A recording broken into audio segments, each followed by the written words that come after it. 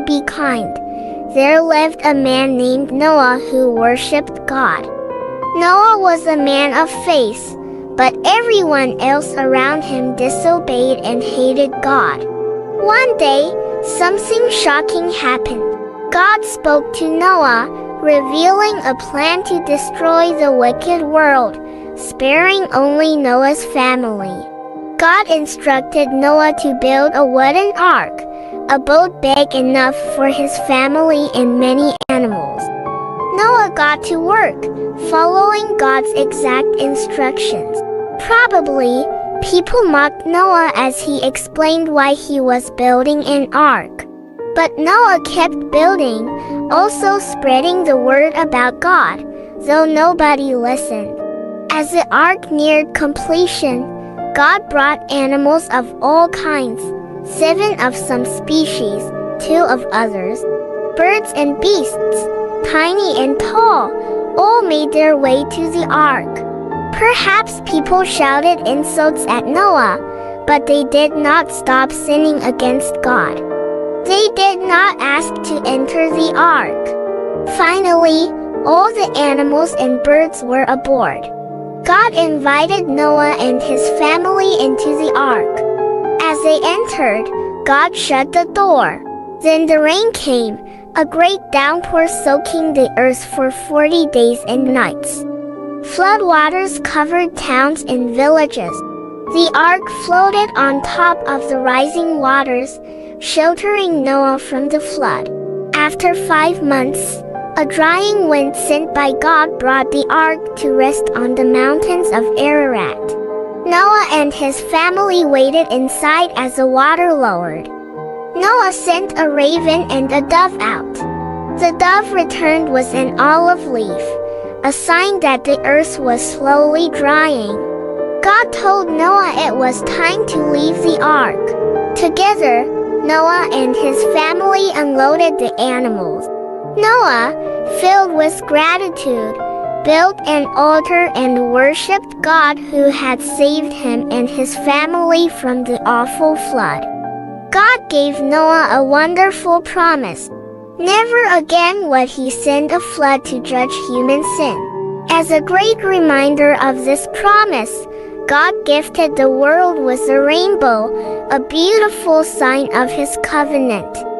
And so, Noah and his family found new beginnings after the flood. In time, his descendants repeopled the whole earth, and all nations came from Noah and his children.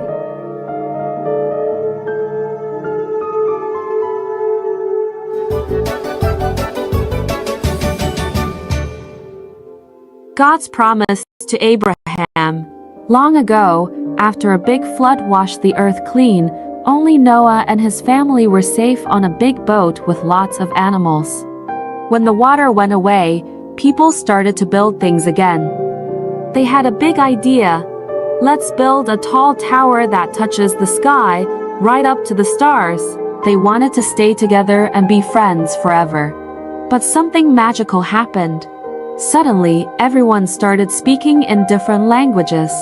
It was so confusing because nobody could understand each other anymore. So, the people split up, finding new places to live with others who spoke the same language. The big city they left behind was called Babel, which means a big mix-up. Then, in a place called Ur, God talked to a man named Abram. God said, "Abram, go on an adventure to a special land I'll show you." Abram, his wife Sarai, and his nephew Lot packed up and went to a beautiful land called Canaan.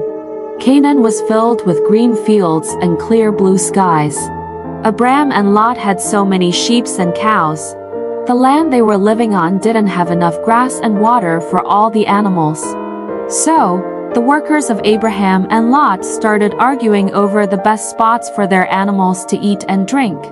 Abram wanted everyone to be happy and not fight. He told Lot, "Let's not argue. You choose any part of the land you like, and I'll go the other way." That way, there was enough room for all their animals. Lot looked around and saw a really nice area with lots of water and green grass near the cities of Sodom and Gomorrah. It looked like the best spot for his animals, so he chose to move there. Abraham stayed in the land of Canaan, where God asked him to stay. Even though Abraham and Lot had to live apart to stop the arguing, Abraham made sure they did it in a kind and peaceful way, showing he was a really good uncle and a wise man. God saw Abraham's kind heart and told him, "This whole big, beautiful land will belong to you and your children and their children after them, forever."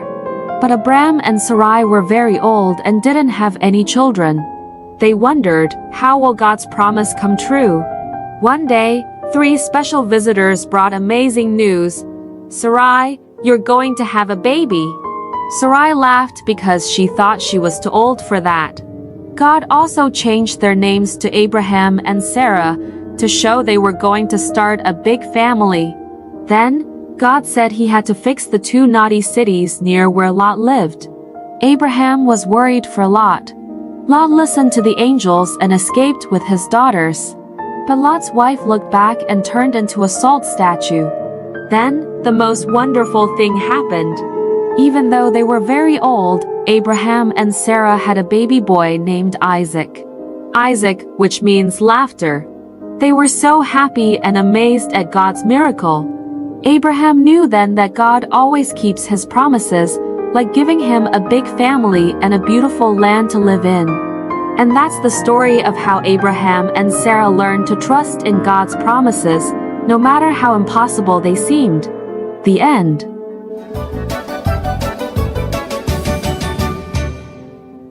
Once upon a starry night, in a land filled with whispers of the past and promises for the future, Abraham, a man known for his kindness and faith, received a very tough test from God.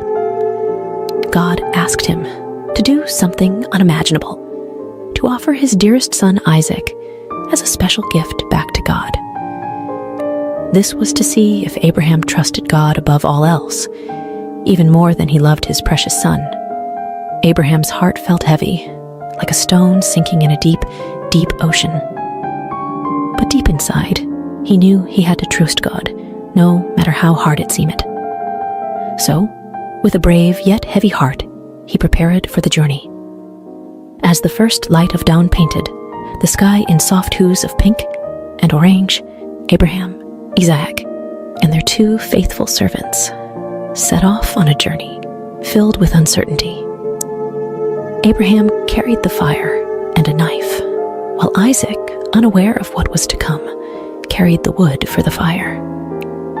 As they neared the mountain that God had told them about, Abraham asked his servants to wait for them at the foot of the mountain. "Isaac and I will go up to worship, and then we'll come back to you," he said with a gentle smile. Climbing the mountain, Isaac, with a curious twinkle in his eye, asked, "Father, we have the wood and the fire, but where is the lamb for the offering?" Abraham, with a heart full of hope, replied, "My son, God will take care of it. He will provide the lamb for the offering." Reaching the top, Abraham built an altar, the most difficult one he ever had to make. He arranged the wood, and with a heart weighed down by a sea of emotions, he gently placed Isaac on the altar, ready to show God that he trusted him completely. But just as Abraham raised the knife, a voice as powerful as thunder, but as gentle as a whisper, stopped him. "Stop, Abraham." It was an angel sent by God. The angel said, "You've shown that you trust God above all by being willing to give up your only son." Then, Abraham saw a ram caught in some nearby bushes. With a heart bursting with relief and gratitude, he untied Isaac, and together they offered the ram to God. It was a moment filled with so much joy and thankfulness. Abraham and Isaac returned home, their bond stronger than ever, their hearts filled with the knowledge that when you trust in God, He always provides, just in the right way and at the right time. And so, under the same stars that had witnessed their journey. Abraham and Isaac found comfort in knowing that no matter what, God's love and care would always guide them, just like it guides us all. The end.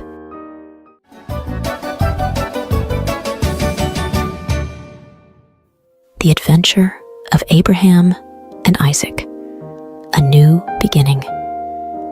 Once upon a time, after a big adventure on a mountain, Abraham and his son Isaac were on their way back home.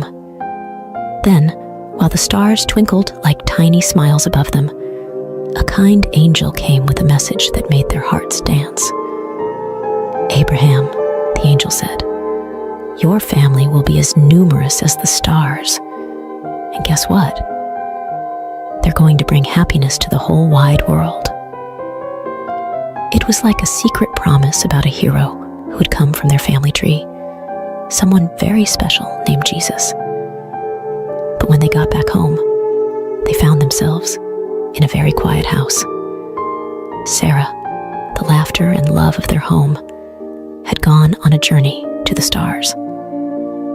Abraham and Isaac felt very sad, missing her warm hugs and bright smile.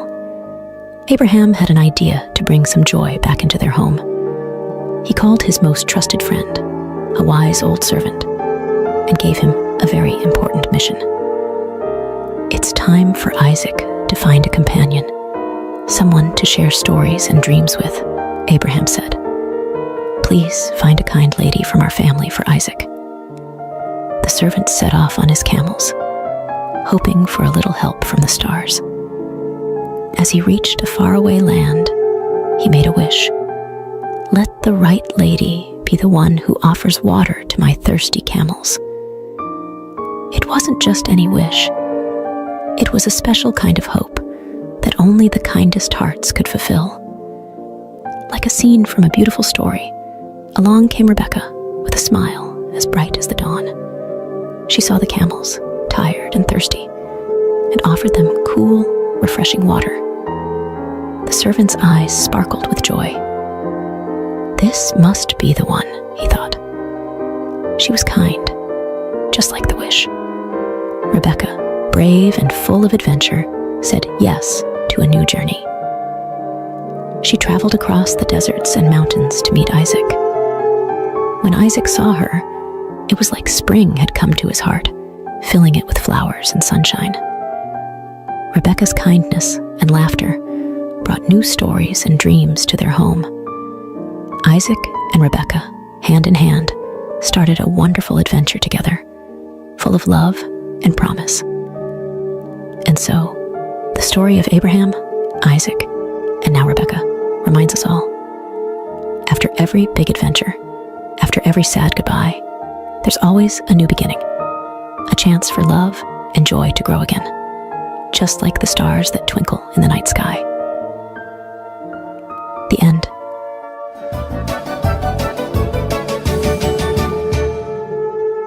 Jacob and Esau, a story of brothers and forgiveness. Once upon a time, in a land of ancient wonders, Isaac and Rebekah were blessed with not one, but two sons at the same time. These were no ordinary boys. They were twins named Jacob and Esau. Even before they were born, they were already showing their unique personalities, with Esau loving the thrill of the hunt, and Jacob preferring the quiet of home. Esau, the elder, was as rugged and wild as the forests he roamed, while Jacob, the younger, was thoughtful and clever, always with a plan up his sleeve. Their parents loved them dearly, but each had a favorite, which brewed a little competition between the brothers. One day, as Esau returned from his adventures, famished and weary, Jacob saw an opportunity. He offered Esau a simple meal in exchange for his birthright, the special status of the firstborn. Esau, thinking little of the future, agreed. This moment would change the course of their lives in ways they couldn't imagine. As the boys grew, so did their rivalry, especially when it came time for their father Isaac to bestow his special blessing. Rebekah, who adored Jacob, devised a plan to ensure her favorite son received this honor. With a bit of disguise and a daring heart, Jacob tricked his father and received the blessing meant for Esau. Realizing the deception, Esau was heartbroken and filled with anger. To protect Jacob from Esau's wrath, Rebekah sent him far away to her brother Laban's house, hoping that time would heal the rift between her sons. Jacob's journey was not easy. He worked tirelessly for Laban, enduring trickery and toil, all for the love of Rachel, Laban's daughter. Yet, through these trials, Jacob grew wiser and kinder, learning the value of honesty and hard work. Years passed, and God called Jacob to return home, but the thought of facing Esau filled Jacob with dread.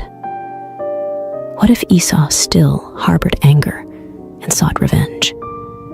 Nevertheless, Jacob set out, hoping for forgiveness. As Jacob neared his homeland, he prepared for the worst.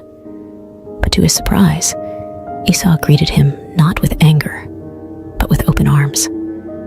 The brothers embraced, their past grievances washed away by tears of joy. It was a moment of true reconciliation, proving that love can overcome the deepest divides. Together again, Jacob and Esau showed us that it's never too late to mend broken bonds, and that forgiveness is one of the greatest gifts we can offer. The end.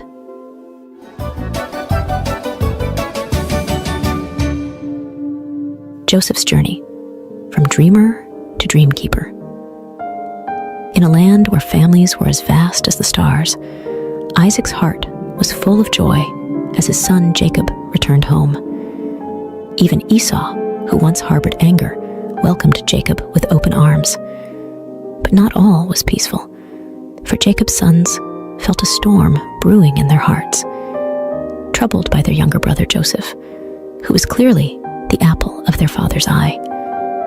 Joseph, with his bright, colorful coat, a gift from Jacob, was a dreamer. His dreams, however, sparked flames of jealousy among his brothers.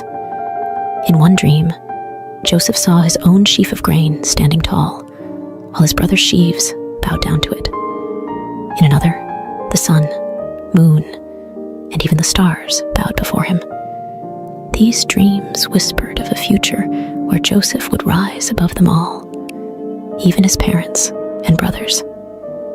One day, Jacob sent Joseph to check on his brothers in the fields. As he approached, their jealousy turned to dark whispers of getting rid of the dreamer. Reuben, the eldest, suggested they put Joseph in a pit instead, secretly planning to save him later. But while Reuben was away, a caravan heading to Egypt appeared. Judah, another brother, proposed they sell Joseph instead of harming him directly.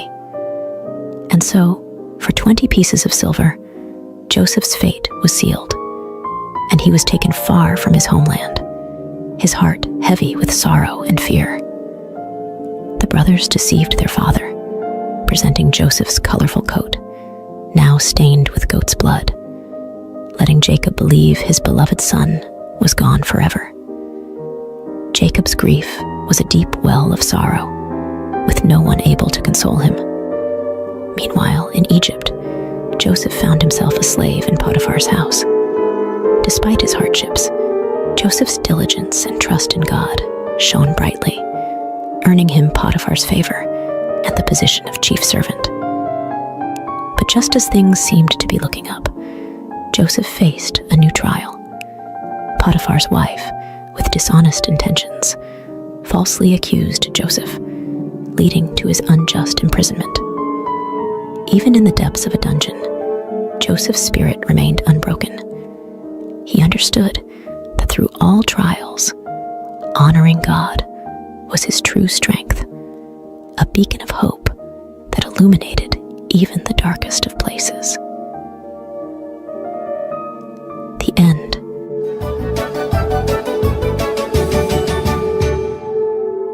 Joseph's journey from prison to palace. Once upon a time, in a far-off land called Egypt, Joseph found himself in a dark prison, wrongly accused by Potiphar, his former master. But even in such a grim place, Joseph's kindness and helpful nature shone bright. The wardens saw something special in Joseph and trusted him to help organize prison life, making it a better place for everyone. One day, Joseph noticed two new prisoners looking particularly downcast. They were the king's baker and butler, troubled by dreams they couldn't understand. Joseph, with his unwavering faith, assured them, "God can reveal what your dreams mean. Tell me about them." To the butler, Joseph predicted a return to Pharaoh's favor in just 3 days and asked to be remembered. To the baker, however, Joseph had to deliver some unfortunate news. Just as Joseph had said, the butler was restored to his position, but he forgot about Joseph, leaving him in prison. Time passed until one day, Pharaoh himself was troubled by a mysterious dream. Remembering Joseph's gift, the butler finally spoke up, leading to Joseph's summoning. Standing before Pharaoh, Joseph humbly explained that the dream foretold 7 years of abundance, followed by 7 years of famine. He advised Pharaoh to store food during the good years to prepare for the tough times ahead. Impressed by Joseph's wisdom and his clear connection to God, Pharaoh declared, "You will take charge in Egypt, second only to me." And so, Joseph went from prison to palace, overseeing the land's preparations for the coming famine. As predicted, the years of plenty came and went, and famine spread across the land. Back in Joseph's homeland, his family was starving. Jacob sent his sons to Egypt to buy grain, not knowing that they would come face to face with their long-lost brother, now the lordly ruler of Egypt. Joseph recognized his brothers, but they didn't know him. Recalling his boyhood dreams, Joseph realized that this moment was part of a bigger plan. He tested his brothers, demanding they return with their youngest brother Benjamin to prove their honesty.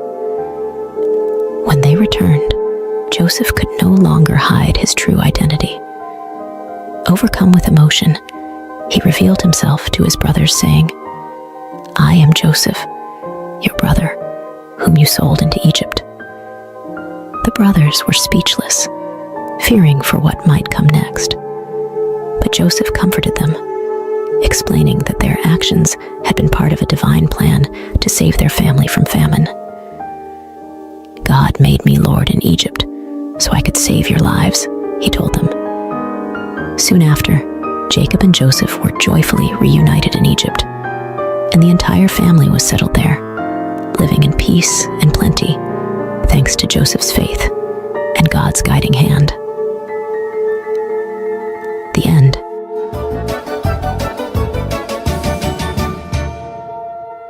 Moses, from prince to leader. Long ago in Egypt, Moses, a prince raised in Pharaoh's palace, faced a moment that would change his life.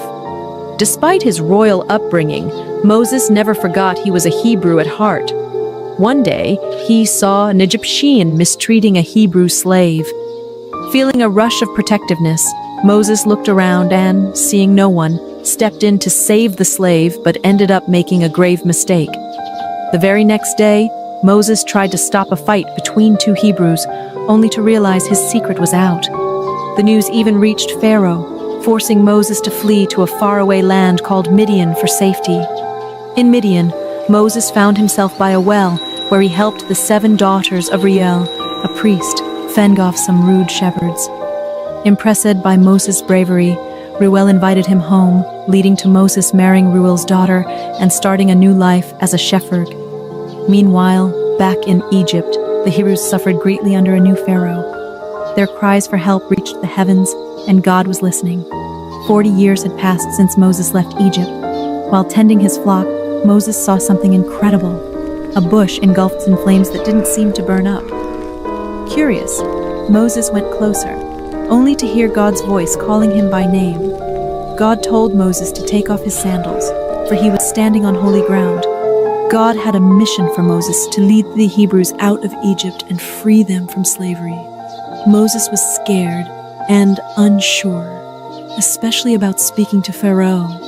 But God showed Moses miraculous signs, turning his staff into a serpent and then back again, and even curing his hand from leprosy to prove his power. Still hesitant, Moses worried about his speaking abilities. God, growing impatient with Moses' doubts, promised Aaron, Moses' brother, would help speak for him. Moses bid farewell to Jethro and set off to Egypt with his family. In the mountains, Aaron met Moses, and together they shared God's plan with the Hebrew leaders, who were amazed by the signs and worshipped God, filled with hope. Moses and Aaron then bravely approached Pharaoh, delivering God's message, "Let my people go." But Pharaoh's heart was hard. He refused to listen.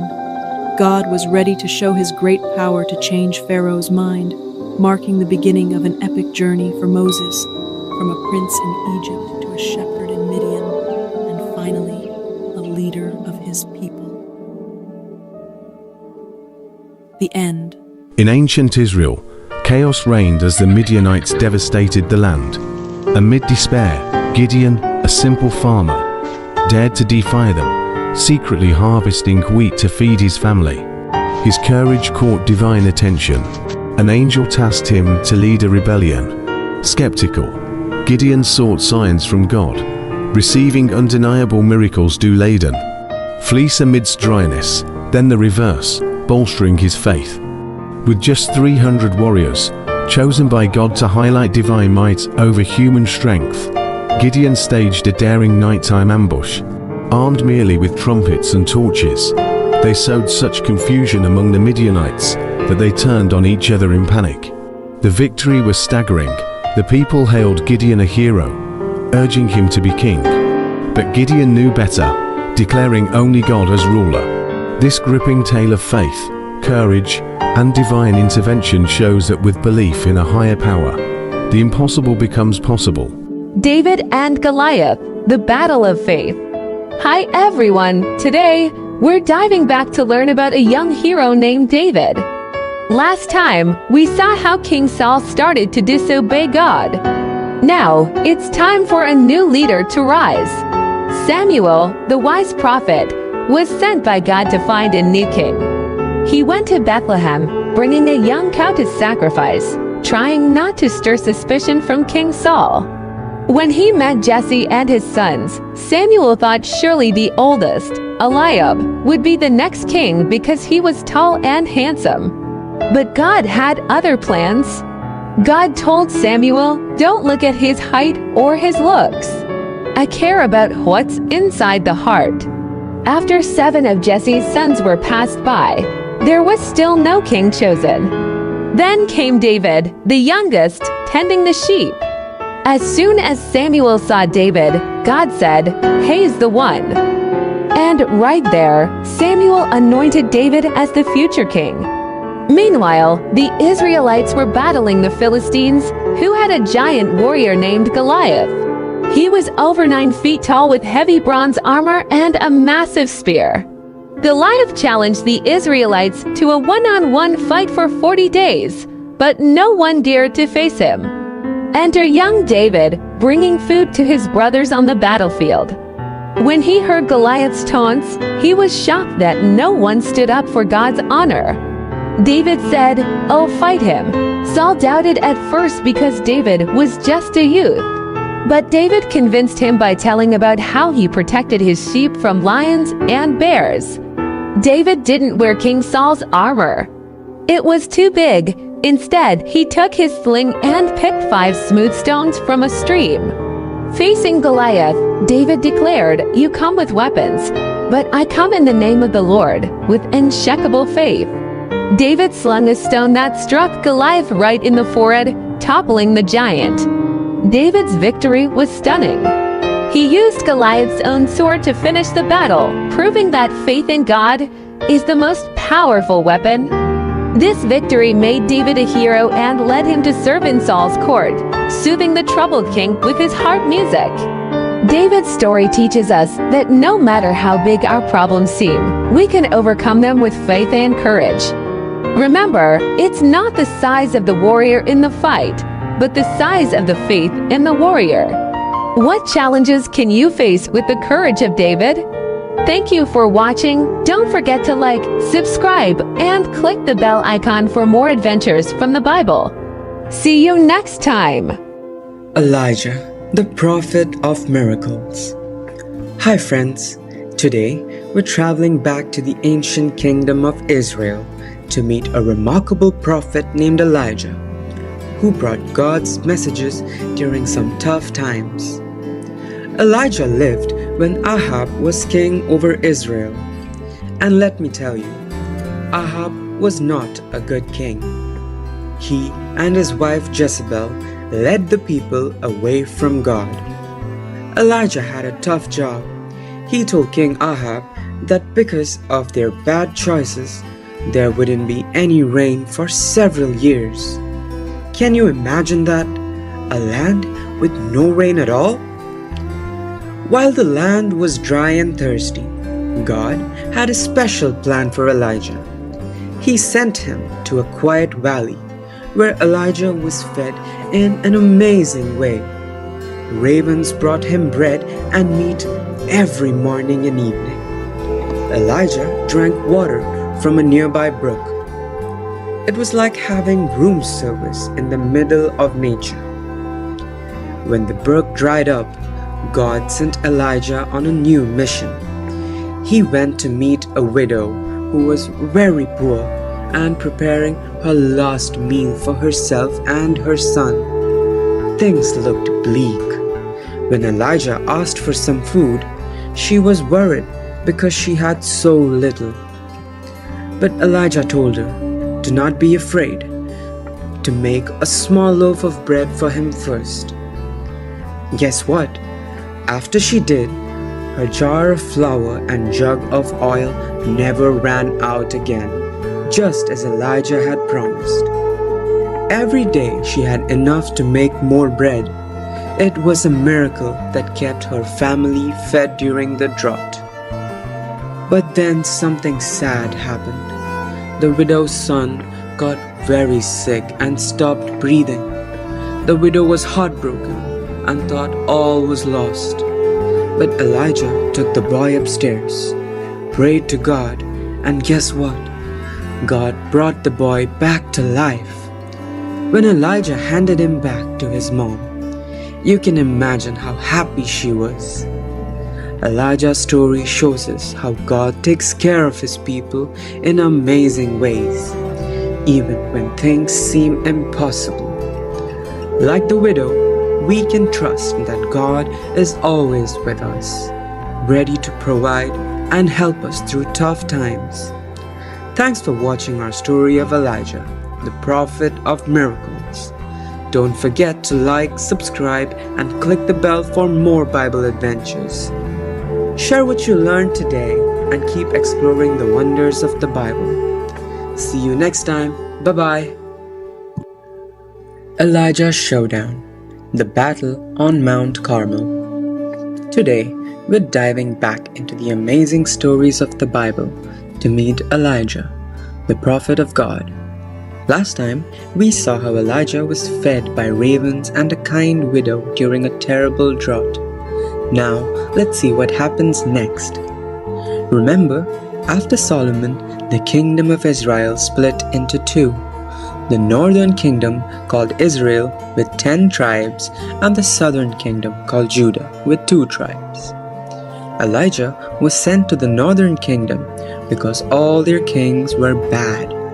One of the worst was King Ahab, who led the people to worship false gods.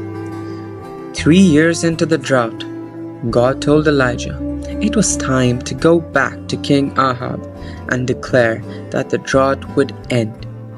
On his way, Elijah met Obadiah, a good man working for the bad king. Obadiah was secretly hiding God's prophets from Queen Jezebel, who was trying to kill them. When Elijah asked Obadiah to get Ahab, Obadiah was scared. He thought Elijah might disappear and Ahab would be furious. But Elijah promised to stay put. So Obadiah went to get the king, and now the real excitement begins. Elijah told King Ahab to gather all the people of Israel and bring 450 prophets of the false god Baal, and 400 prophets of the other false god Asherah to Mount Carmel. There, Elijah issued a challenge to show who the true God is. 2 bulls were placed on altars, one for Baal's prophets and one for Elijah. The God who sent fire to burn the bull would be the true God, said Elijah. The prophets of Baal went first. They danced and shouted, "Baal, send fire!" But nothing happened. Elijah teased them. Maybe you need to yell louder. Maybe he's asleep or on a trip. But Baal never answered. Now it was Elijah's turn. He built his altar with 12 stones, representing the 12 tribes of Israel. He placed the bull on the altar and then did something surprising. He poured water all over the altar until it filled a trench around it. Everything was soaking wet. Elijah prayed, and immediately God sent fire from heaven. It burned up the bull, the wood, the stones, and even licked up the water in the trench. Everyone saw it and believed that the Lord is the true God. Seeing this miracle, the people captured the false prophets of Baal and Asherah and put them away. This showed everyone the power of the true God and turned their hearts back to Him. Elijah's story shows us the power of faith and prayer. No matter how difficult things seem, trusting in God can lead to amazing outcomes. What can you trust God with today? Let me know in the comments. Thanks for joining us on this thrilling adventure with Elijah. Don't forget to like, subscribe, and click the bell for more incredible Bible stories. Share your thoughts in the comments and keep discovering the wonders of faith. See you next time. Bye-bye. Gideon's brave heart, the battle against the Midianites. Once upon a time in the land of Israel, after a brave leader named Joshua passed away, the people forgot about God. They stopped praying and didn't follow His ways anymore. This made God very sad, and because of this, He allowed the Midianites, not very nice neighbors, to cause trouble. They burned down houses and farms, making it so hard for the Israelites that they had to live in caves. But there was one man, Gideon, who still tried to do his best. He secretly grew some wheat to make bread for his family. He had to be very sneaky and thresh his wheat in a hidden spot near a wine press to avoid the Midianites. One day, while Gideon was working hard, an angel came with a special message from God. The angel told Gideon that God wanted him to do 2 big things. First, God wanted Gideon to knock down his father's statue of a false god and build an altar for the true God. Gideon was scared but did it anyway because he knew it was the right thing to do. The second thing was even scarier. God wanted Gideon to lead an army against the Midianites. Gideon couldn't believe it. Me, lead an army, he thought. So, he asked God for a sign to make sure God was really with him. He put a piece of wool on the ground and said, "If the wool is wet with dew in the morning but the ground is dry, I'll know you're with me." And guess what? The next morning, the wool was soaking wet, but the ground was bone dry. But Gideon was still a little unsure, so he asked for another sign. This time, he wanted the ground to be wet and the wool to be dry. And God did it again. Now, Gideon knew for sure that God was with him. Gideon started with a big army, but God had a surprising plan. He told Gideon he only needed 300 men to defeat the Midianites. God wanted to make sure everyone knew it was his power, not theirs, that saved them. Even though Gideon was still a bit scared, God gave him a little sneak peek of the Midianites being afraid of him. Gideon and his tiny army then did something very clever. They took trumpets and jars with torches inside and surprised the Midianites in the middle of the night. They made so much noise and showed so much light that the Midianites got scared, ran away, and even fought each other. After this big win, the people wanted Gideon to be their king, but Gideon knew the truth. "I won't be your king," he said. "God is the only one who should rule over us." And that's the story of how Gideon, with just a little faith and a lot of help from God, saved his people. It teaches us that even when things look really tough, if we trust in God, we can do amazing things, just like Gideon did. The end.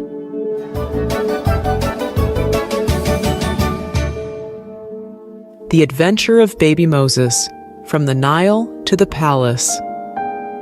In a time long ago, Egypt mourned the loss of a great leader, Joseph.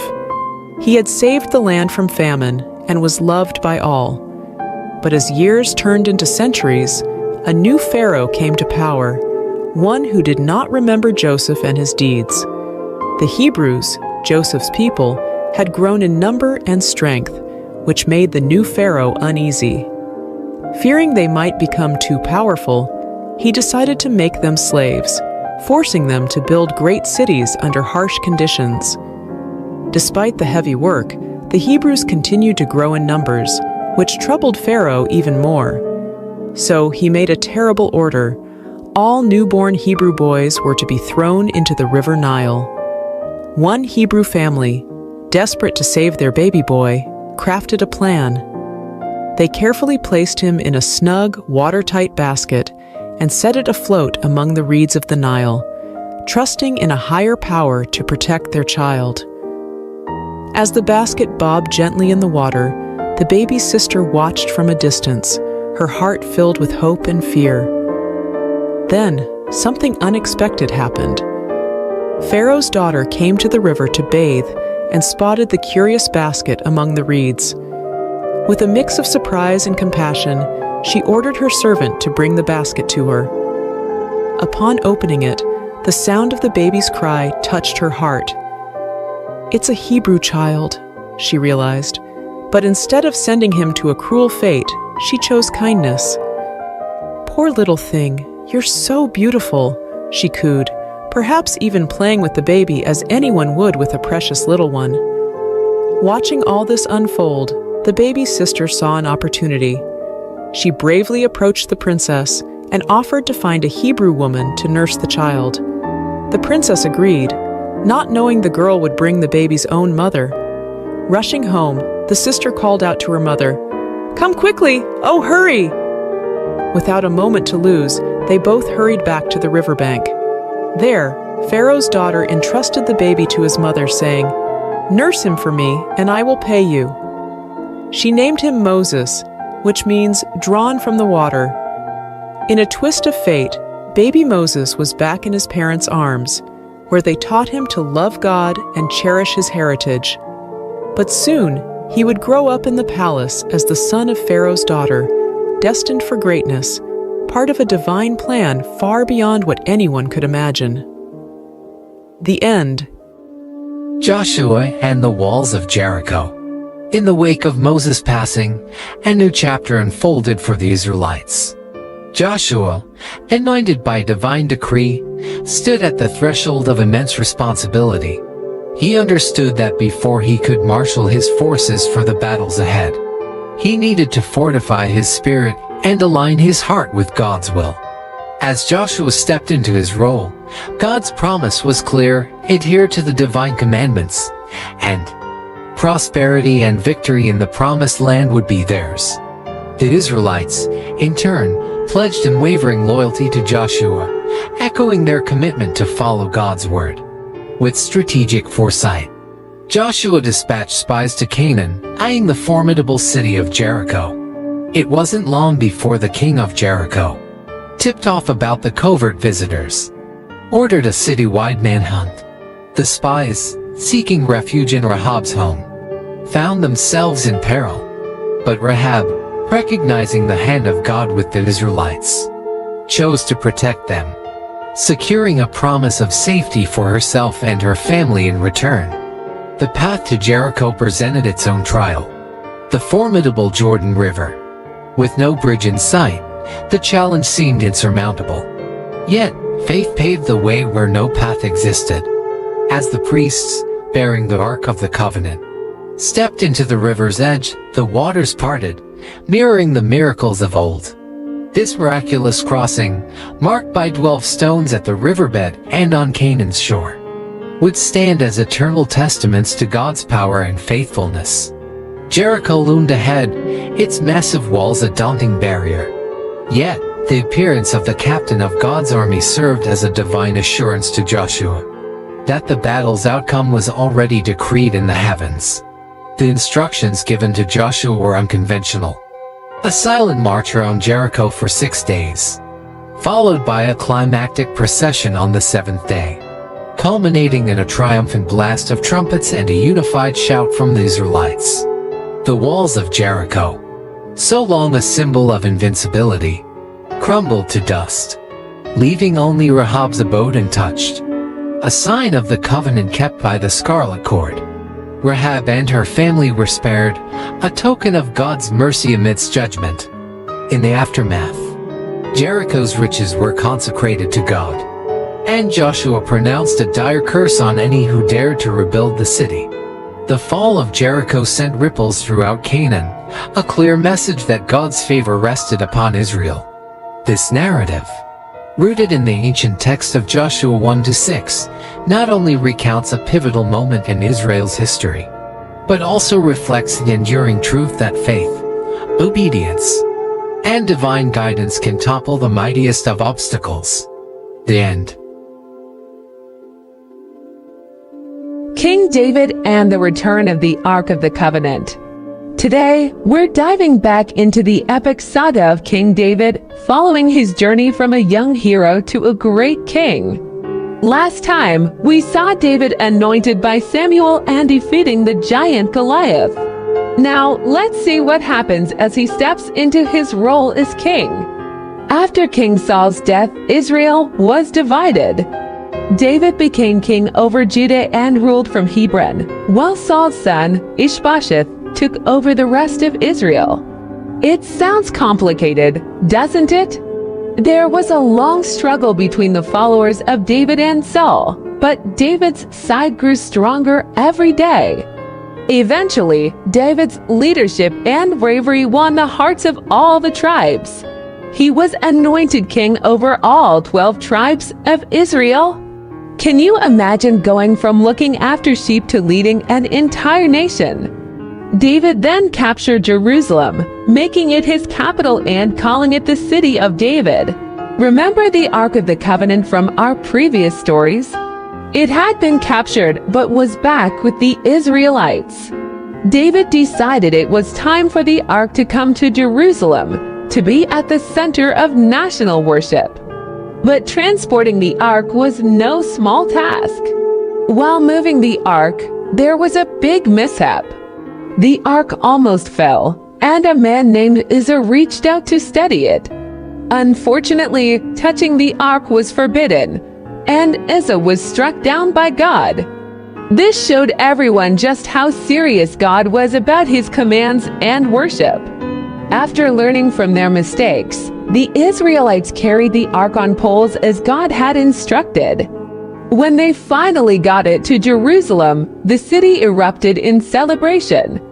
King David himself danced and sang before the Lord, showing his joy and gratitude. In the midst of all this, David wanted to build a permanent home for the Ark, but God had other plans. He promised David peace from his enemies, a lasting dynasty, and hinted at a future king who would establish an eternal kingdom. Yes, that's right, a promise about Jesus. With God's promise in his heart, David led Israel to many victories and expanded the kingdom. He didn't just build a strong nation. He fostered a community faithful to God. David's story teaches us about leadership, the importance of following God's guidance, and how one person's faith can affect an entire nation. From tending sheep in the fields to ruling from a palace, David's life was truly extraordinary. Thanks for joining us on this incredible journey through King David's life. Don't forget to like, subscribe, and hit the notification bell for more Bible stories. See you next time as we uncover more adventures from the past. King Josiah, the young reformer of Judah. Today, we're going on a time travel adventure to meet one of the youngest kings ever to rule in Judah, King Josiah. Imagine becoming a king when you're only 8 years old. Josiah was not just any king. He inherited a kingdom filled with problems. His father and grandfather had led the people away from God, worshipping false gods and doing many evil things. But young Josiah was different. When he became king, he decided it was time for change. As Josiah grew older, he began to lead Judah back to God. He started by cleaning up God's temple, which had been misused by the previous kings.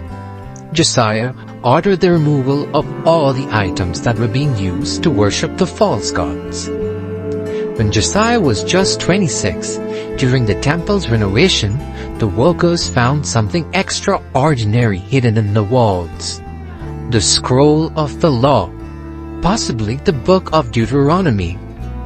Imagine finding a long-lost treasure that tells you how to lead your people rightly. Uncertain what to do next, Josiah consulted a prophetess. She had sad news to give him.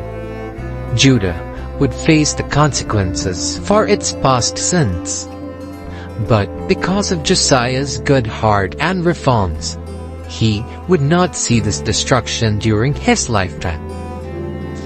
Inspired to act, Josiah gathered everyone in Judah, from the greatest to even the smallest and poorest of the people, and he then read the scroll out loud. He led a grand ceremony where everybody recommitted to following God's laws, making a new beginning for Judah. Josiah didn't stop there. He revived the celebration of the Passover festival that hadn't been observed in many years.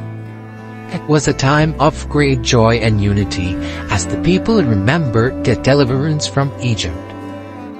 King Josiah's effort to bring his people back to God made him one of the most beloved kings in Judah's history, even appearing in the genealogy of Jesus, showing how important his legacy was. Josiah's story teaches us that no matter how young you are, you can make a big difference. With courage and faith, you can change the world around you, just like Josiah did. What can you do today to make your world a better place? Thanks for joining our adventure in the time of King Josiah.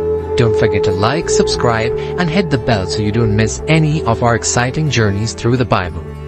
Share your thoughts in the comments below about what you learned today, and see you next time. Bye-bye.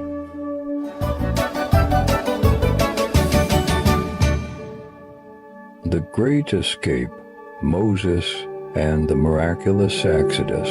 In the heart of ancient Egypt, where the Nile flows like a lifeline, through the desert a story unfolded that would be told for generations. Pharaoh, the mighty ruler of Egypt, was filled with anger. God had commanded him through Moses to free the Israelite slaves, but Pharaoh's heart was as hard as stone. Work them harder, Pharaoh decreed, increasing the Israelites' burden. He ordered that they find their own straw for brickmaking, yet produce the same number of bricks. The task was impossible, and the slave masters' whips cracked more fiercely. The Hebrews, downtrodden and despairing, blamed Moses and Aaron for their worsened plight. Moses, feeling the weight of their suffering, cried out to the Lord, "You have not rescued your people at all." But God replied with a promise of deliverance. sending Moses and Aaron back to confront Pharaoh. In Pharaoh's court, Aaron's rod transformed into a serpent, a sign from God. Pharaoh's magicians replicated the feat, but Aaron's serpent swallowed theirs. Yet Pharaoh's heart remained unyielding. The following morning, Moses and Aaron waited by the river for Pharaoh. With a divine command, Aaron turned the Nile's waters into blood, but Pharaoh's heart hardened further, refusing the Israelites' release. God then unleashed a series of plagues upon Egypt, each more terrifying than the last. Frogs invaded every crevice of the Egyptians' homes, but Pharaoh's promises to release the slaves were empty. Lice tormented both man and beast, and swarms of flies filled the air. Livestock perished, boils afflicted the Egyptians, and locusts devoured the land's greenery. Darkness enveloped Egypt for 3 days, yet Pharaoh's resolve did not falter. God's final, most grievous plague was to strike at midnight, claiming the firstborn of Egypt. The Israelites were spared, marking their doorposts with lamb's blood as a sign for the angel of death to pass over their homes. That night Egypt wailed as the firstborn were lost. Pharaoh, broken and defeated, urged Moses to take the Israelites and leave. With haste, the Israelites journeyed beyond Egypt's borders, marking the end of their 430 years of bondage, guided by a pillar of cloud by day and a pillar of fire by night. They embarked on a journey to freedom, but Pharaoh's resolve wavered once more. Gathering his army, he pursued the Israelites, trapping them between the cliffs and the sea. In this moment of despair, Moses assured the people, "The Lord shall fight for you." As Moses stretched out his hand over the waters, a great miracle occurred. God parted the Red Sea, providing a path of salvation for his people. The Israelites crossed safely, but as Pharaoh's army followed, the waters crashed down, swallowing the might of Egypt. On that day, Pharaoh learned the power of Israel's God, the Lord over all. The Israelites' journey from slavery to freedom was a testament to faith, courage, and the unyielding power of God. Goodbye, Pharaoh, for the God of Israel had triumphed, leading his people to a new dawn. And so the story of Moses and the Israelites' exodus remains a beacon of hope and faith, a tale of divine deliverance from the chains of oppression, echoing through the ages as a testament to the enduring spirit of freedom. The end. The mighty Samson, a tale of strength and fate. Long ago, in the land of Israel, under the shadow of Philistine rule, a special child named Samson was born. His birth was a miracle to his mother, who had never been able to have a child. An angel visited her, announcing that she would bear a son who would be a Nazirite from birth. A Nazirite meant he was dedicated to God. The secret to Samson's extraordinary strength lay in a single vow. He must never ever cut his hair. As Samson grew, so did tales of his incredible strength. One day, while Samson was hanging out with a girl named Timnah, a scary big lion attacked him. He battled the fearsome lion with nothing but his bare hands, tearing it apart as if it were a mere piece of paper. This feat amazed all who heard it, showcasing the special power Samson had received from God. Samson's life was a roller coaster of thrilling victories and personal challenges. He frequently clashed with the Philistines, who were cruel to the Israelites. In one remarkable battle, fueled by rage, Samson used the jawbone of a donkey to defeat 1,000 Philistine soldiers, displaying his unbelievable strength, a gift from God. However, Samson's greatest challenge was not on the battlefield but in his heart. he fell deeply in love with a woman named Delilah. The Philistines saw their opportunity and coerced Delilah into uncovering the secret of Samson's strength. After many attempts, Samson finally revealed to her that his power would vanish if his hair were cut. His hair was his only weakness. One night when Samson was asleep, Delilah made a Philistine cut his hair. Samson lost all of his mighty strength and could not fight anymore. The Philistines captured him with ease, treating him harshly and imprisoning him after blinding him, marking the lowest point in Samson's life. But with every passing day of being locked up in prison, Samson's hair grew longer again, and with it, a glimmer of his former strength returned. One day, the leaders of the Philistines gathered in a huge temple to celebrate. They were happy because they had captured Samson finally. The temple was packed with people, even on the roof. About 3,000 people came to see Samson, including all the big bosses of the land. Samson, with his hair starting to grow back, was brought in. He was locked up with chains on the two big pillars of the temple for everyone to see him. He was tired, but he still had faith in God. His hair that had been growing back was the secret to his super strength. Samson prayed for one last burst of power and felt his strength return. Then, he pulled the two pillars with all his might. The whole temple came crashing down, destroying everyone, including Samson. After everything settled, Samson's family came and took him to be buried near his dad Manoah. People say Samson's tomb is on a mountain in Tel Tzor located near present-day Jerusalem. Samson's story remains a powerful narrative about the consequences of our actions and unfailing strength of God even in our weakest moments. The end. Samuel's story, a boy chosen by God. Once upon a time, in the land of Israel, there was a woman named Hannah. She was very sad because she couldn't have children. In her time, this made her feel like she was under a curse. Every year, Hannah went to the Lord's house in Shiloh to pray. She prayed so deeply and with so much hope that Eli the priest even thought she was acting a little silly. But Hannah didn't mind. She knew only God could understand her pain. One day, God heard Hannah's prayers and gave her a very special gift.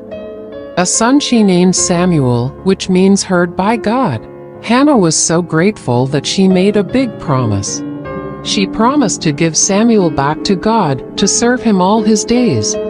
As Samuel grew, he lived in the Lord's house and learned how to help Eli, the old priest. Every year, Hannah visited Samuel, bringing a special robe she made just for him, filled with love and stitches of joy. But not everyone was as good as Samuel. Eli's own sons were very naughty. They didn't care about the sacred things and were mean to the people who came to worship. This made God very unhappy. One quiet night, while Samuel was sleeping, he heard a voice calling his name. Thinking it was Eli, he ran to him, but Eli hadn't called him. After the third time, Eli realized it was the Lord speaking to Samuel. Eli told Samuel to listen carefully to what God had to say. That night, God told Samuel some really tough news about Eli and his family. It was hard for Samuel to share this with Eli, but he did. From that day, everyone in Israel knew Samuel was special and that God was with him. Later, during a battle with the Philistines, something terrible happened. The Philistines took the Ark of the Covenant, a very important treasure to the Israelites. Sadly, Eli's sons were killed in the battle, and when Eli heard the news, he was so shocked that he fell and passed away. Everything God had told Samuel came true. Samuel grew up to be a wise leader, the last judge, and the first prophet of Israel. He helped guide his people through many tough times, always listening to God and helping others do the same. And that's the story of how a little boy, dedicated to God, became one of the greatest prophets in Israel. Stay tuned for more adventures from the Bible as we discover the amazing things God told Samuel and the incredible things Samuel did as a prophet.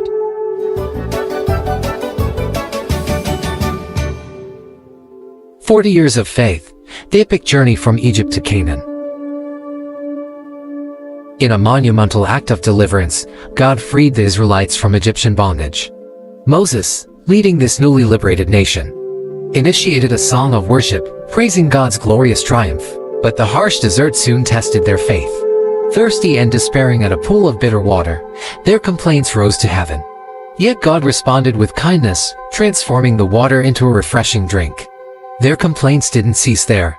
Reminiscing the food in Egypt, they lamented their fate in the desert. But God's providence was unwavering. Quails by evening and heavenly manna each morning became their sustenance.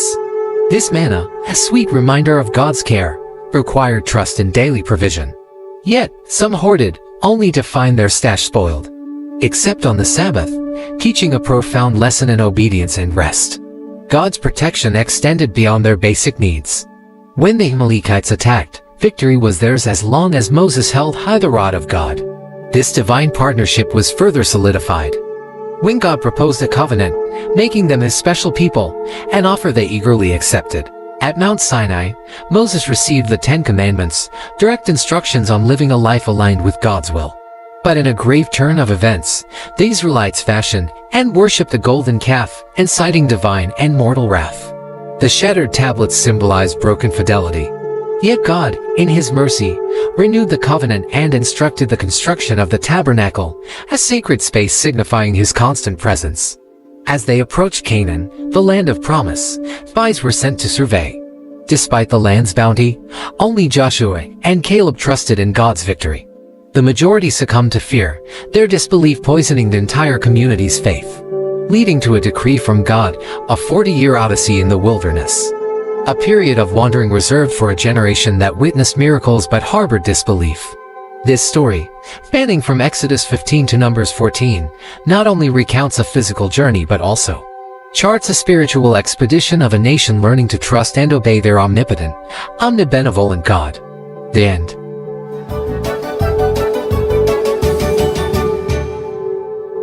The life of Jesus Christ. In the stillness of Bethlehem's night, a light was kindled that would illuminate the world forevermore. Born to Mary, a woman of profound faith, and Joseph, a man of humble origins, was baby Jesus. His birth was no ordinary event. It was the fulfillment of ancient prophecies, heralding the arrival of the Messiah, a beacon of hope for all humanity. Word of this miraculous birth traveled swiftly, and settling King Herod, who saw in the newborn king a threat to his reign. In a dark decree, he ordered a massacre, hoping to extinguish this emerging light. Yet, under divine guidance, Mary and Joseph fled to Egypt, safeguarding the promise of salvation. Even as a child, Jesus' wisdom was unparalleled, captivating the learned men of the temple with insights far beyond his years. But it was not until the age of 30 that he unveiled his public ministry, a mission destined to transform the very fabric of human existence.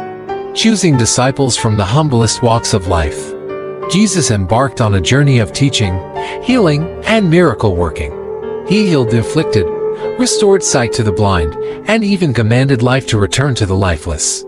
Through parables, he unraveled the mysteries of the divine, making the kingdom of heaven accessible to all. Yet, his growing influence and radical teachings of love and forgiveness stirred the waters of the established order. The religious authorities, threatened by his message and popularity, conspired against him. Betrayal came from within his circle, as Judas, one of his own, led adversaries to him for 30 pieces of silver. The ensuing trials were a mockery of justice, culminating in Pilate's reluctant order for crucifixion. Upon the cross, Jesus' final act of love was a plea for forgiveness. Not for himself, but for those who persecuted him. His body was laid in a tomb, sealed by a massive stone, marking what seemed to be the end. But the tomb could not hold him. On the third day, it stood empty. Jesus had risen, defeating death itself, appearing to his followers to reaffirm the teachings and the essence of faith. His ascension into heaven was not a farewell but a promise of the Holy Spirit, ensuring his eternal presence and guidance. The life of Jesus, from the manger to the cross and beyond, is a testament to the unfathomable depth of divine love and the power of faith. It's a story that continues to inspire, guide, and give hope to millions, echoing the profound truth that love conquers all.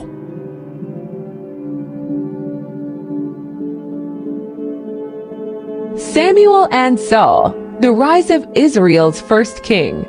Last time, we learned about Samuel, a boy dedicated to God who grew up to be a great leader of Israel. Today, we'll see what happens as Samuel gets older and faces new challenges. Samuel was a wise leader, but his own sons, Joel and Abijah, didn't follow his good example. They were greedy, took bribes, and didn't care about being fair. This made the people of Israel very unhappy because they didn't want leaders like that. The people of Israel looked around and noticed that other nations had kings. They thought having a king would solve their problems, so they asked Samuel for a king. But Samuel knew this wasn't a good idea. He warned them that a king would make them do hard work and take their things. But the people insisted, so Samuel prayed to God. God told Samuel to listen to the people, and soon after, he sent Saul to Samuel. Saul was a tall and strong young man, just out looking for his father's lost donkeys when he met Samuel. Little did Saul know, his life was about to change. Samuel took a special jar of olive oil and poured it over Saul's head. This was a way to show that Saul was chosen by God for an important job to be king. Saul felt God's spirit come upon him, and he started to change into a leader. Not everyone was sure about Saul at first, but then he led Israel to a big victory in battle, and everyone cheered. They threw a huge party to celebrate and officially made Saul their king. But being king was tough. Saul made some big mistakes. He didn't wait for Samuel and offered a sacrifice to God by himself, which was against God's rules. And another time, he didn't follow God's instructions during a battle. Because of this, Samuel told Saul that God would find a new king. Saul's story teaches us that even kings need to follow God's instructions. It's important to listen to wise advice and always try to do what's right. Next time, we'll learn about who God chooses to be king after Saul. Can you guess who it might be? Thanks for watching. Don't forget to like, subscribe, and hit that bell icon so you don't miss our next exciting Bible adventure. The Saga of Deborah, a judge of Israel. Today, we journey back to a time of heroes and battles in ancient Israel, where a remarkable leader named Deborah made her mark. Let's unravel her story. Long ago, after Joshua led the Israelites into the Promised Land, the tribe settled in. They faced many challenges, including battles with the Canaanites. Some tribes conquered their foes, while others mingled, blending their cultures. But as the memory of Joshua faded, a troubling pattern began. A new generation arose, one that forgot the deeds and the divine guidance their ancestors revered. They strayed, doing what was forbidden, and the cycle of chaos spun anew. In these dark times, when there was no king, leaders known as judges emerged. They were more than arbitrators. They were deliverers, chosen to rescue Israel from its adversaries and guide them back to the right path. Among these judges was Deborah, a prophetess, a wise woman with a fierce spirit. As Israel faltered under the oppression of King Jabin of Canaan, Deborah saw the suffering of her people and knew she had to act. She called upon Barak, a warrior, and said unto him, "Gather 10,000 men, and at Mount Tabor take your stand. I will lead Sisera, the commander of Jabin's army, to you." Hesitant, Barak agreed, but only if Deborah would go with him. She agreed, but she warned him, "The honor of victory will not be yours. The Lord will deliver Sisera into the hands of a woman." And so it happened. Deborah and Barak went to war. With a great clash, the Israelite warriors charged, and though they were outnumbered, they won a spectacular victory. Sisera fled, seeking refuge in the tent of Yael. Trusting her, he rested, but Yael knew what she must do for her people. In a decisive, if not grisly act, she ended his tyranny, securing peace for Israel. Deborah's legacy as a judge was marked not only by her victory but by her leadership and courage. She inspired her people and led them through a time when heroes were needed to rise. Join us next time as we continue the tales of the judges, uncovering more stories of bravery and faith. Thank you for joining me on this historical adventure. If you enjoyed this tale of Deborah, don't forget to like, subscribe, and click the bell so you won't miss our next episode. Share this journey into the past with your friends and keep the legacy alive. The story of King Solomon. Today, we journey back to a time of peace, under the rule of a wise king who dreamed big. After King David's reign, his son Solomon took the throne, and with it, the task of building a house for the Lord. King Solomon, eager to fulfill his father David's dream, planned to construct a magnificent temple. This wouldn't be just any building, but a beautiful, sacred place where all the people could worship. Imagine a place so majestic, it took your breath away. First, Solomon needed materials. He found the perfect large stones and had them cut down to a size far from the temple site to keep the construction peaceful and reverent. But Solomon also needed wood, lots of it, and the best quality cedar from the city of Tyre.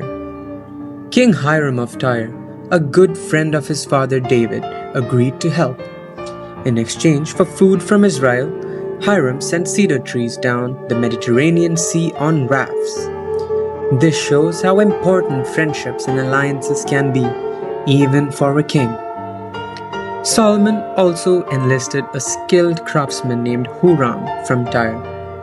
Huram was an expert in working with bronze, and he crafted many of the intricate designs and structures for the temple.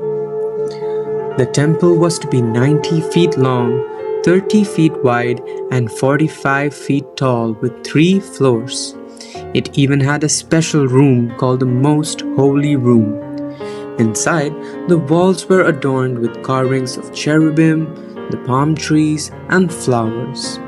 And the room housed the Ark of the Covenant, protected by 2 giant cherubim with outstretched wings. After 7 years, the temple was finally completed. Solomon then held a grand ceremony to dedicate it to the Lord. When the priests placed the ark in the most holy room, a cloud filled in the temple, signaling God's presence and approval. Solomon wasn't just a great builder, he was also known for his incredible wisdom. He once asked God for wisdom above all else, and God granted it. Solomon's proverbs and sayings are still read today for guidance. King Solomon's story teaches us about the importance of wisdom, dedication, and worship. He used his gifts to create a lasting legacy that honored God and led his people. What can we build with the gifts that we've been given? How can we use our talents to serve and honor others? Think. Thank you for joining us on this royal adventure. Don't forget to like, subscribe, and click the bell for more biblical tales. Share what you have learned today with a friend, and keep exploring the wonders of the past. The story of Ruth, a tale of faith and redemption. Once upon a time, in the land of Judah, there lived a family, Elimelech, his wife Naomi, and their 2 sons, Mahlon and Chilion. But their land was struck by a terrible famine, and they had to leave their home in Bethlehem in search of food. They traveled to a faraway place called Moab, hoping for a better life. In Moab, Elimelech passed away, leaving Naomi alone with her 2 sons. The boys grew up and married 2 lovely Moabite women, Orpah and Ruth. But as time passed, tragedy struck again. Both Mahlon and Chilion passed away, leaving Naomi heartbroken and alone in a foreign land. When Naomi heard that the famine in Judah had ended, she decided to return to her homeland. Orpah tearfully said goodbye and went back to her family, but Ruth refused to leave Naomi's side. With unwavering loyalty, Ruth declared, "Where you go, I will go. And where you stay, I will stay." Your people will be my people, and your God will be my God." Together, Naomi and Ruth embarked on the journey back to Bethlehem. Upon their arrival, Ruth went to the fields to gather grain. Following the custom of gleaning, where the poor could pick up leftover grain after the harvest, by chance, she found herself in the fields of a kind man named Boaz, who was a relative of Naomi. Boaz noticed Ruth's diligence and kindness and instructed his workers to leave extra grain for her. He showed her great kindness and protection. Later, Naomi encouraged Ruth to seek Boaz's help as their kinsman redeemer, someone who could care for them and their land.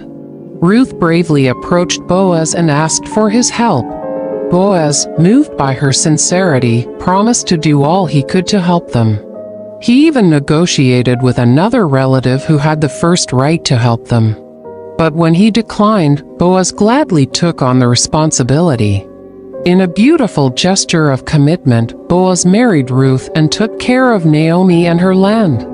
Ruth and Boaz were blessed with a son named Obed, who would become the grandfather of King David. And so, through Ruth's loyalty, bravery, and faith, she became part of a remarkable story of redemption and hope. A story that would echo through the generations and eventually lead to the birth of Jesus Christ. The end.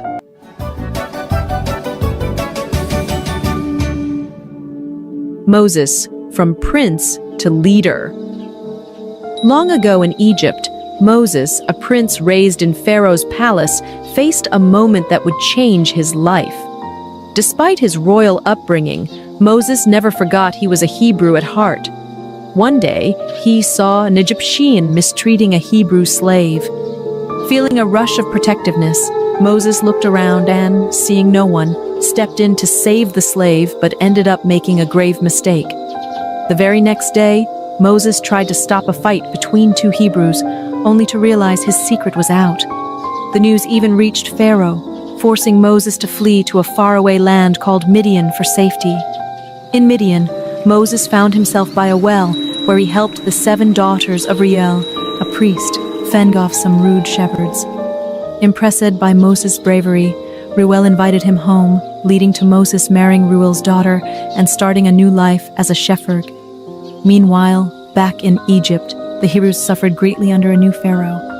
Their cries for help reached the heavens, and God was listening. 40 years had passed since Moses left Egypt. While tending his flock, Moses saw something incredible. A bush engulfed in flames that didn't seem to burn up. Curious, Moses went closer, only to hear God's voice calling him by name. God told Moses to take off his sandals, for he was standing on holy ground. God had a mission for Moses to lead the Hebrews out of Egypt and free them from slavery. Moses was scared and unsure, especially about speaking to Pharaoh. But God showed Moses miraculous signs, turning his staff into a serpent and then back again, and even curing his hand from leprosy to prove his power. Still hesitant, Moses worried about his speaking abilities. God, growing impatient with Moses' doubts, promised Aaron, Moses' brother, would help speak for him. Moses bid farewell to Jethro and set off to Egypt with his family. In the mountains, Aaron met Moses, and together they shared God's plan with the Hebrew leaders, who were amazed by the signs and worshipped God, filled with hope. Moses and Aaron then bravely approached Pharaoh, delivering God's message, "Let my people go." But Pharaoh's heart was hard. He refused to listen. God was ready to show his great power to change Pharaoh's mind, marking the beginning of an epic journey for Moses, from a prince in Egypt to a shepherd in Midian, and finally, a leader of his people. The end. Hello, friends. Today we're diving into the amazing story of Jonah to learn how we find redemption. The amazing story of Jonah. God told Jonah to go to Nineveh, a great city in Assyria, and preach a message of repentance. But Jonah didn't want to go. Instead, he tried to run away to a place called Tarshish, which was 2,200 miles away from Joppa, where he started. Nineveh was only 600 miles away. But Jonah really didn't want to go there because the people of Nineveh were enemies of Israel. So Jonah got on a ship to Tarshish. While Jonah was on the ship, God sent a huge storm. The sailors were terrified and found out Jonah was running away from God. They asked him what they should do, and Jonah told them to throw him overboard. As soon as they did, the storm stopped and Jonah was swallowed by a giant fish. Inside the belly of the fish, Jonah prayed to God. He repented for trying to run away and promised to do what God asked. After 3 days and 3 nights, the fish spit Jonah out onto dry land. Jonah was safe, and he was ready to follow God's command. Jonah went to Nineveh and delivered God's message. In 40 days, Nineveh will be destroyed. The people of Nineveh believed Jonah. They fasted and prayed, and even the king declared a citywide fast. Everyone, including the animals, was involved. Because they repented, God decided not to destroy the city. Even though the people of Nineveh repented, and God spared the city, Jonah was upset. He went to a place outside the city and made a shelter for himself, hoping to see Nineveh destroyed.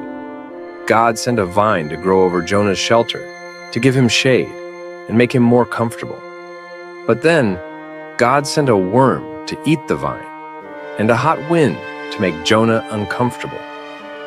Jonah cared more about his own comfort than the people of Nineveh. This story of Jonah is more than just about a giant fish. God sent many things to accomplish his purpose. Jonah to Nineveh, a storm to the ship, the fish to swallow Jonah, the vine to give him shade, the worm to destroy the vine, and the scorching wind.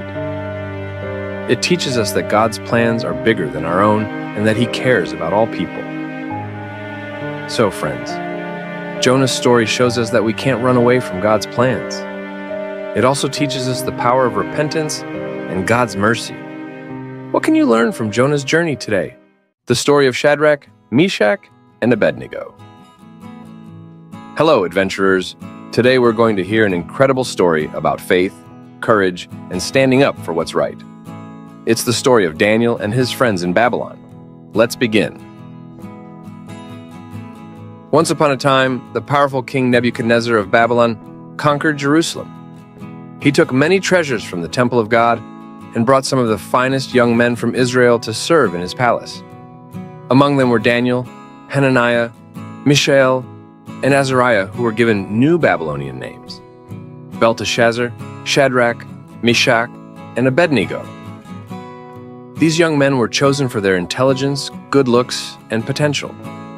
They were trained for 3 years in the language and literature of Babylon, and the king provided them with the best food and wine. But Daniel and his friends decided to honor God by not eating the king's rich food. Instead, they asked for vegetables and water. Despite this simple diet, they became healthier and stronger than all the others. Now, let's move forward to another amazing part of their story. King Nebuchadnezzar built a giant statue of gold and commanded everyone to bow down and worship it. Anyone who refused would be thrown into a blazing furnace. When the music played, everyone bowed down except for Shadrach, Meshach, and Abednego. They stood tall, refusing to worship the statue. Some of the king's advisors, who were jealous of these young men, reported them to the king.